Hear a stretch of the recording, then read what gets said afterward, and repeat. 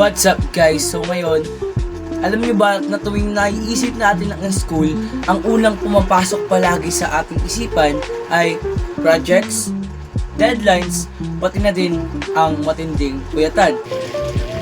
Pero alam niyo ba na hindi natin malalagpasan ang lahat ng iyan kapag wala sila?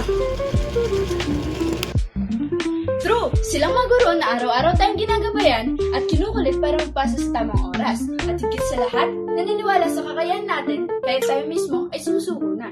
Ngayon National Teachers Month, gusto natin sila bigyan ng spotlight. Hindi lang sila simpleng nagturo ng lesson 1 to 10. They shape our dreams o bawat good job nila o payo nila at nagiiwan ng marka sa ating buhay. Kaya, kahit hiwa-hiwalay man kami ngayon ng mga kagrupo ko, iisa lamang ang panawagan at mensahe namin sa lahat ng ating mga guro. Para sa puyat, pasensya at pagmamahal, maraming salamat po sa aming mga bayani ng modernong panahon. Kaya maraming salamat po sa inyong matinding suporta. Salamat sa inspirasyon!